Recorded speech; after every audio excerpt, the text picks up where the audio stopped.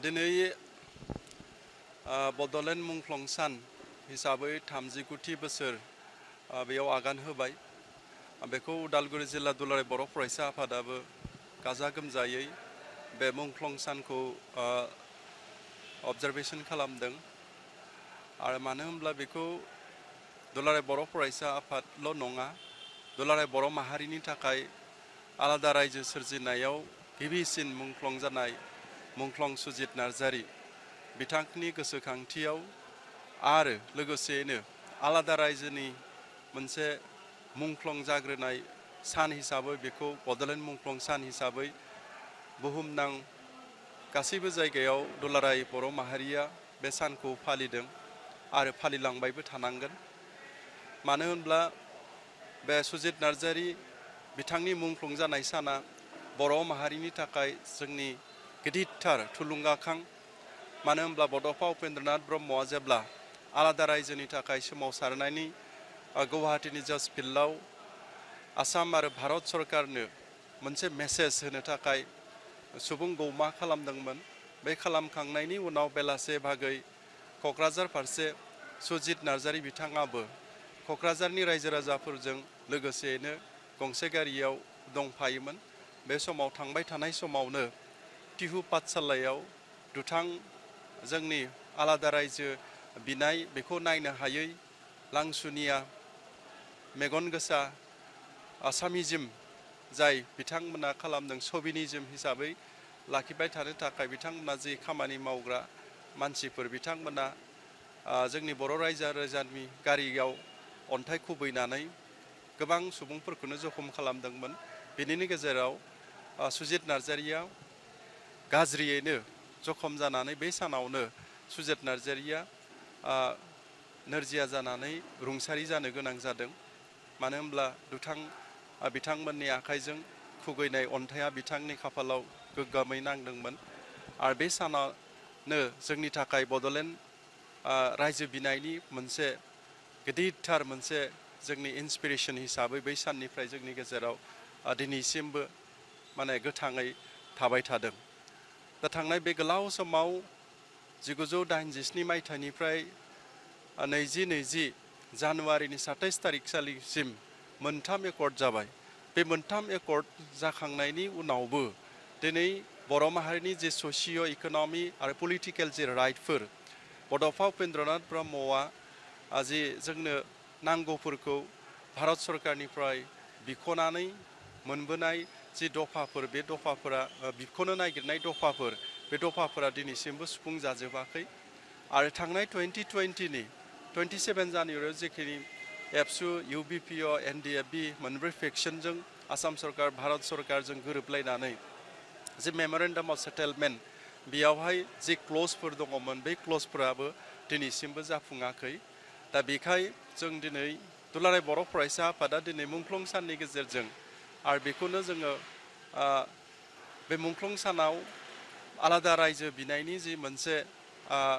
थुलुंगाखांनाय सान हिसाबै आरो बेखौ अरायबो फैबाय थानाय जेनेरेसनाबो पिरियाबो गोसोखांबाय थानांगोन बेखौ हिसाबै जों दिनै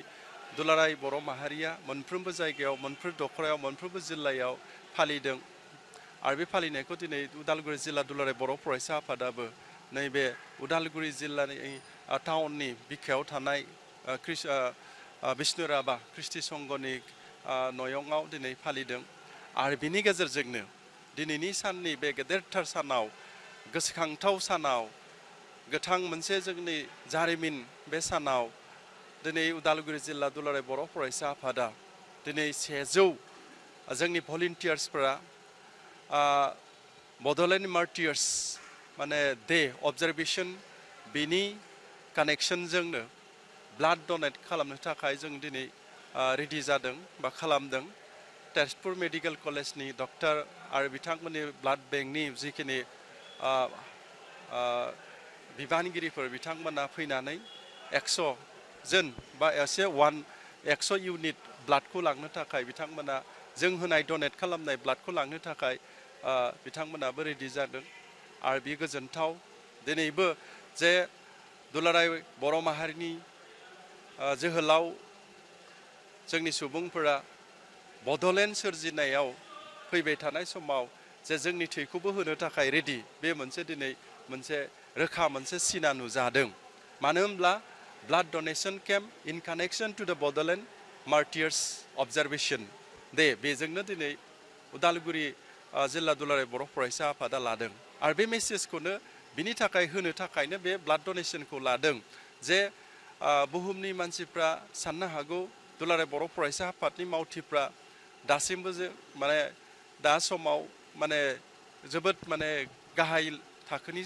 बा गाहाय थाखोनि माने खामानिफोरखौ मावदों बा बाख्नायथाव खामानि जेबो मावनो हाया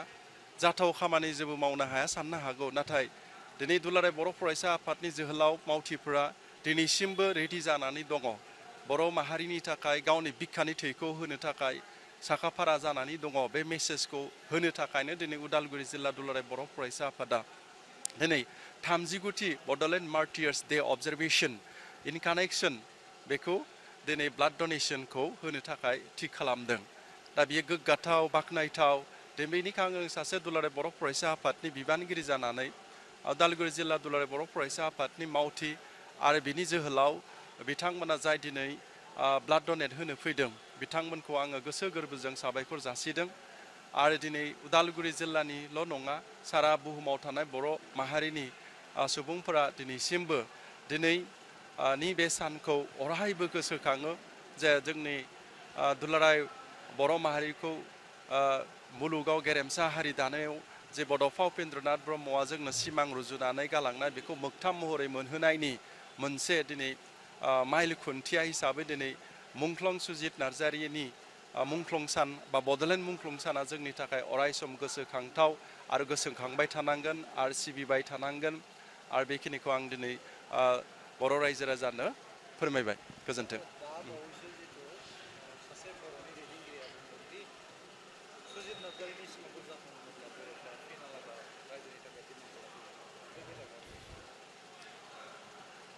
नायदो दुलाराय बर' फरायसा आफादा दिनैसिमबो गावनि थांखियाव बा गावनि रिजलिउसनाव मावग्रा मोनसे आफाद बर'नि गेजेराव बा गुबुन हारिनि सोरबा जोंनि फिलसफार सोरबा थिंकार्स माने थिंक टेंक सुबुंफोरा बुंब्लानो बेखौ थाबै मावनाय मोनसे अर्गेनाइजेसन नङा दुलाराय बर' फरायसा आफादा दुलाराय बर' फरायसा आफादा मावनांगौब्ला दुलाराय बर' फरायसा आफादनि गिदिरथार जि रिजलिउसन आरो बे रिजलिउसना दुलाराय बर' फरायसा आफादनि जि डेलिगेट्स बे डेलिगेट्सनि गेजेरजों फैयो दा बेखायनो सोरबा जोंनि आथिखालनि दैदेनगिरिफ्रा बे बड'लेण्ड मुंख्लं सान दिनै जि अबजारभेशन खालामदों 39थि बड'लेण्ड मार्टियार्स डे मुंख्लं सुजित नार्जारिनि जे मुंख्लं जानाय सान बेयाव बिनि गोसो बायदियै बिथाङा गावनि गोसोनि जे माने सोरजिलु बे बाथ्राखौ बुंदों जानांगौ बे मोजां नाथाय दुलाराय बर' फरायसा आफादा सोरबा सासे बुङोब्लानो बा सोरनिबा माने बुंनायजों खारग्रा मोनसे अर्गेनाइजेसन नङा दुलाराय बर' फरायसा आफादा दुलाराय बर' फरायसा आफादनि थांखि बायदि दुलाराय बर' फरायसा आफादनि रिजलिउसन बायदि आरो बे रिजलिउसना दुलाराय बर' फरायसा आफादनि थान्दै मेलाव फैयो आरो जेब्ला थान्दै मेलाव जि थांखिखौ रिजलिउसनखौ एडप्ट खालामनाय जायो बे एडप्ट खालामनाय खामानिफोरखौ रिजलिउसनखौ दुलाराय बर' फरायसा आफादा माब्लाबाबो नागारबोआखै आरो बेखौ मावबोदों सुफुंबोदों आरो बे रोखोमनि खामानि फिनै माबा मोनसे जानांगौ मावफिननांगौ बेफोरखौ खालामनांगौब्ला जोंनि थान्दै मेलनि गेजेरजों रिजलिउसना फैनांगोन आं बेखिनिखौ फोरमायबाय